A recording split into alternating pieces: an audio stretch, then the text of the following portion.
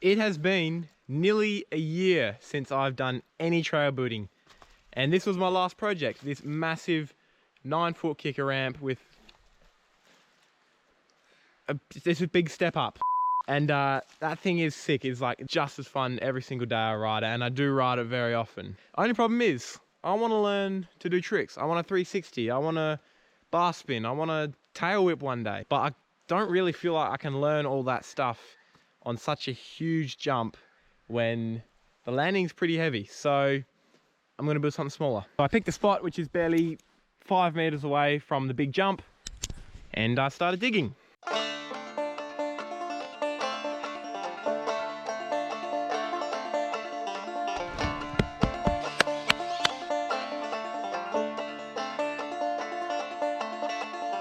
And eventually got this.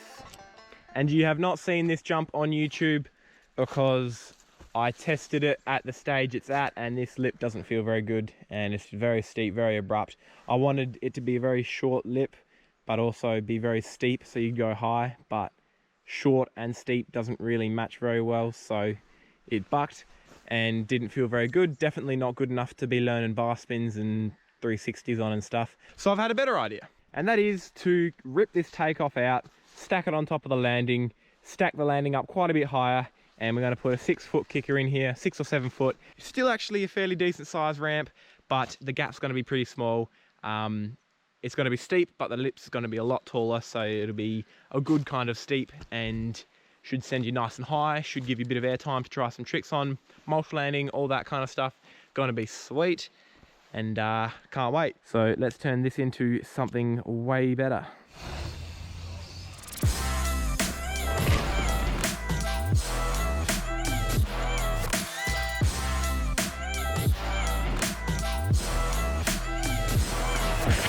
Oh shoot!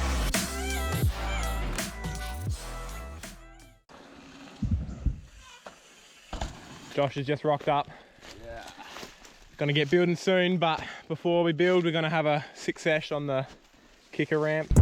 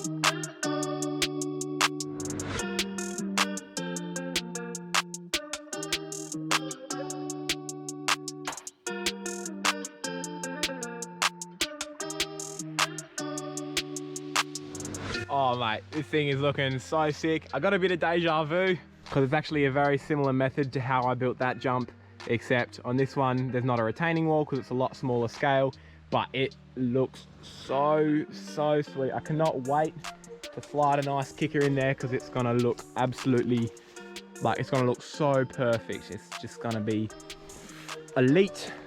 Now, I did have a concern because the base level of where the landing is was so much higher than the riding surface right down the bottom where the takeoff is. I didn't think there's going to be much landing. I thought it was just going to be flat ground because it's like the levels are so different. But I've dug this out probably a little more than I was anticipating.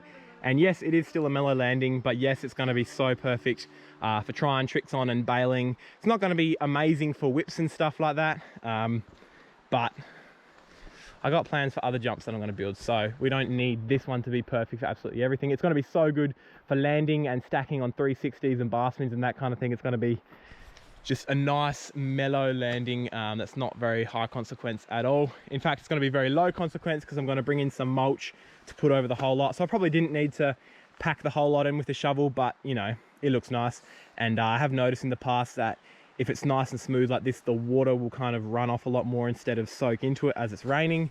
And yes, it is raining a fair bit these days, which is great for building jumps, but not great for riding them. But that doesn't matter because we're not finished yet. We're not ready to ride it. There is still a lot of digging to do here. I don't care about that now though. I'm gonna worry about that another day. And for now, let's go to Bunnings, get some wood because it is time to build the kicker ramp.